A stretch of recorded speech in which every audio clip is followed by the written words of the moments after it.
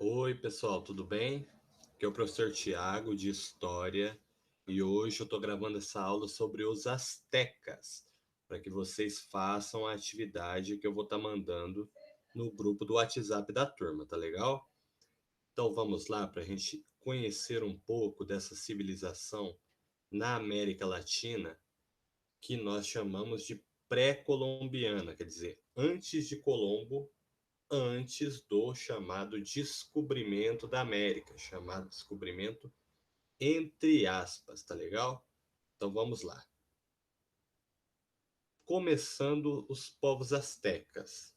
A região de onde se encontra o México e a América Central é um local de muita selva, montanhas e florestas tropicais.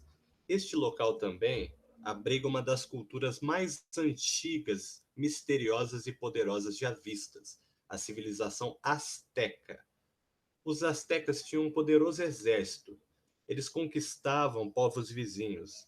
Em 2 séculos dominaram a região norte-americana. Os povos antecedentes aos astecas eram os olmecas e os zapotecas. Beleza? De uma parte dessas duas culturas emergiu a civilização de Teotihuacan, só que misteriosamente essa civilização começou a desaparecer. Com a queda de Teotihuacan, teve início uma época muito bagunçada, uma briga generalizada de povos disputando pelo poder. No século XII, os astecas chegaram pelo norte e dominaram todos os povos vizinhos e aos poucos passou a dominar toda a região. Toda essa região aqui que vocês estão acompanhando nas imagens. Os astecas, eles eram um povo guerreiro, que destruíam os povos vizinhos, os escravizavam e traziam eles para o império. O império era composto por 38 estados com diferentes povos. No ano de 1325, criaram a capital de Tenochtitlan. Tenochtitlan, 1325. Olha que interessante que era esta capital. O centro do império, tá legal? A cidade foi construída em uma ilha no centro de um grande lago. As ruas eram canais de ligação entre cidade e o campo e o redor dos lagos. Esses canais eram como estradas. As cidades eram cheias de pessoas, cerca de 25 mil habitantes, para depois ter 250 mil habitantes. E as cidades tinham montanhas, e ao redor dessas montanhas existiam veneração religiosa das montanhas, como se as montanhas fossem uma espécie de encarnação dos deuses. Tá legal? Conhecido como a morada dos deuses. A morada dos deuses, as montanhas. Os 25 templos em formas de pirâmides enfeitavam as montanhas, no topo das montanhas. Esses templos causavam medo e respeito na população. Os sacrifícios eram feitos no alto dessas pirâmides. Sacrifícios humanos. Sacrifícios humanos. Isso é um aspecto muito importante da religiosidade deles. E nós vamos compreender aqui o porquê eles faziam esses sacrifícios, tá legal? Mas antes disso, vamos falar sobre alimentação. Se você gosta de chocolate, gosta de amendoim, você deve agradecer a cultura asteca. Foram eles que começaram com essa cultura. O milho, o melão, comidas diversas, o abacate, o feijão. Eles tinham também um gosto muito interessante por insetos. Comiam até cachorro. Mas o interessante é a gente perceber estes alimentos que hoje estão presentes na nossa cultura e que eram cultivados por esses povos, que nós estamos chamando de astecas. Também comiam larvas e gafanhotos e formigas. Mas agora nós vamos falar sobre as chinampas. Com o crescimento da população, os astecas começaram a enfrentar dificuldades em relação à alimentação. Tinha-se poucas terras para as plantações, pouca terra fértil, e a escassez de alimentos se agravou. No ano de 1265, confere, 1265. Aí, a civilização asteca decidiu construir ilhas artificiais que traz terrenos para os plantios. O que seria isso, professor? São esses terrenos aqui criados sobre os lagos para o plantio de alimentos. É uma tecnologia muito bem desenvolvida, com engenharia, conhecimento. Isso nós estamos falando de 1265, antes da chegada dos europeus no nosso continente, que é a América Latina. Tá legal? Aí, eles começaram a converter essas áreas pantanosas em região de cultivo, que era essas chinampas. E elas passaram a produzir o dobro do que uma família consumia. E a comida extra passou a ser destinada ao império. Tá legal? Como a gente já tinha dito, os astecas eram um povo guerreiro. E o principal objetivo das guerras era capturar inimigos, tá? E capturar esses inimigos para quê, professor? Capturar os inimigos para os sacrifícios humanos. Quanto mais forte era o inimigo, mais felizes os deuses ficavam com os sacrifícios na crença deles. Então aqui nós temos um povo que tem uma religiosidade muito forte e que sacrificavam outros povos e até pessoas dentro dos povos deles para que houvesse sacrifícios para alegrar os deuses. Tá legal? É muito importante compreender a religiosidade deles.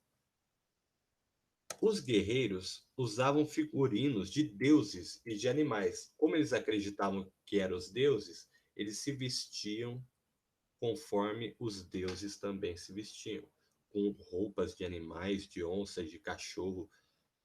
E aí eles iam capturar os inimigos. Os astecas também eram muito interessados no comércio. Os comerciantes viajavam para comprar e vender em suas viagens e iam formando, dominando e escutando histórias sobre cada região do império. Tudo isso que os comerciantes ouviam era relatado ao governador do Império Azteca. Tá legal? Eles eram conhecidos como os espiões do Império.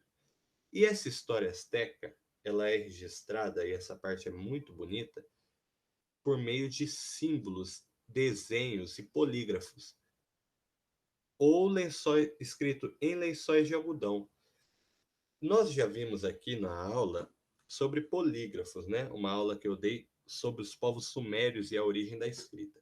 Esse povo desenhava nas paredes e desenhava nessa folha que eu disse sobre, mas não desenvolvia a escrita. A escrita não foi desenvolvida por esse povo, tá legal?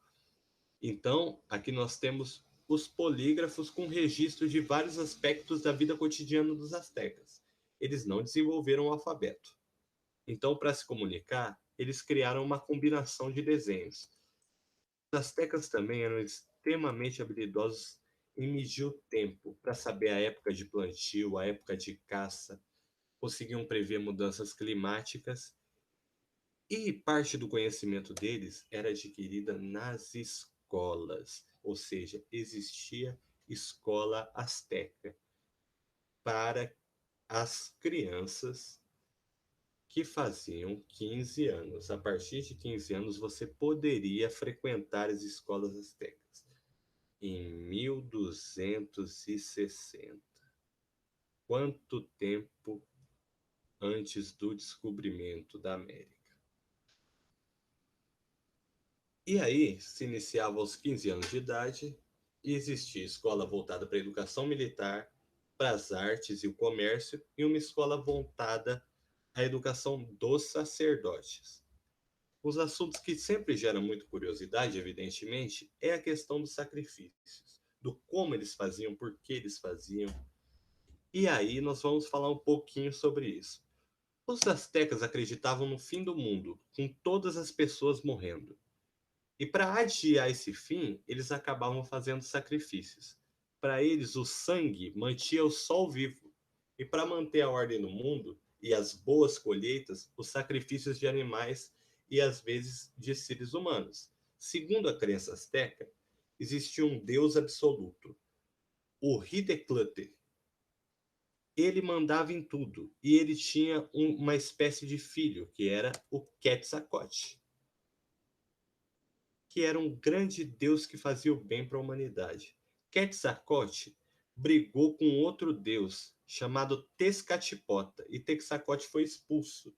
E conforme a lenda, ele desapareceu em um navio cheio de serpentes no meio do mar. Conforme a crença dizia, um dia a nova ordem iria ser colocada no mundo, com o retorno de Quetzalcoatl. E isso faria com que houvesse muitos sacrifícios humanos. Então os astecas acreditavam que para tentar apaziguar a fúria dos deuses, era necessário fazer sacrifícios até o retorno de Quetzalcoatl.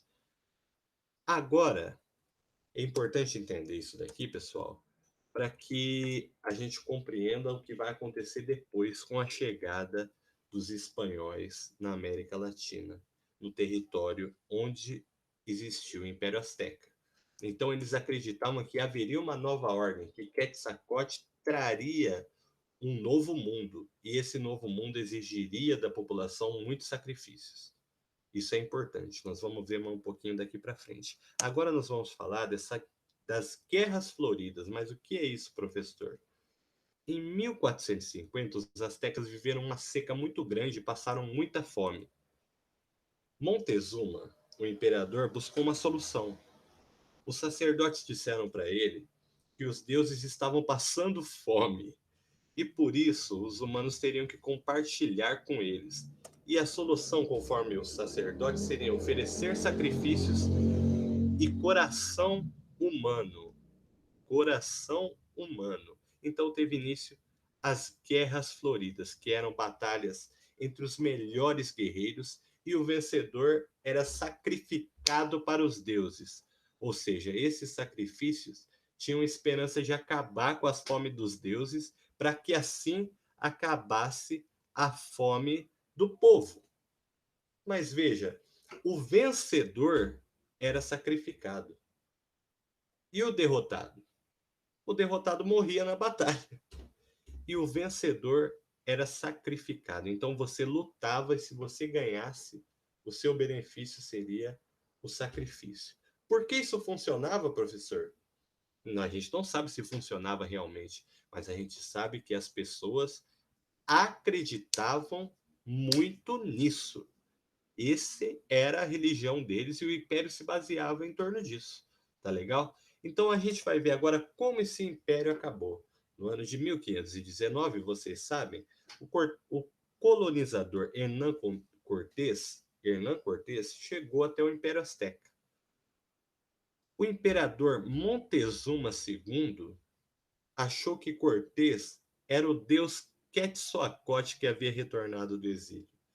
Veja, eles acreditavam que Hernán Cortés, o espanhol, europeu, era Quetzalcoatl, que havia ido ao exílio pelo mar num navio cheio de serpentes. E quando eles veem esse navio retornando, esse navio vindo para a América, vindo para a região deles, eles acreditam naquele momento que é Quetzalcoatl que está chegando.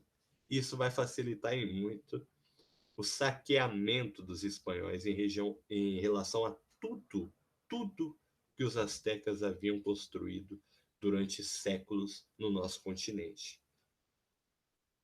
Os espanhóis, então, foram recebidos como deuses e Hernán Cortés, o conquistador, dominou os astecas com a ajuda de muitos povos nativos que eram inimigos do império. Após um ano, em 1520, Cortés havia conquistado todo o Império Azteca. A capital deles foi destruída e toda a riqueza, ouro, prata, bronze, passou a pertencer ao Império Espanhol. E apesar do saqueamento, da destruição e do roubo que fizeram e de ter matado praticamente todo o povo azteca, esse povo é lembrado até hoje como um dos grandes impérios da humanidade, um império com desenvolvimento tecnológico, como nós vimos aqui, um império que tinha conhecimento da natureza, no sentido de época de plantar, época de colher, e tinha uma engenharia muito avançada para a construção de pirâmides, para a construção de cidades, para a construção de plantio. Era uma civilização muito bem organizada, muito bem encaminhada e que tinha uma religiosidade muito forte que acabou por prejudicá-los. Tudo bem? Essa é a nossa aula de hoje. Eu vou estar mandando para vocês um vídeos, uma atividadezinha para que todos vocês respondam e a gente espera que vocês respondam com a análise do vídeo. Pode assistir novamente, assista uma, duas, três vezes e aí vocês vão chegar à conclusão e vão chegar à resposta correta das atividades, tá legal? Um abraço para todos.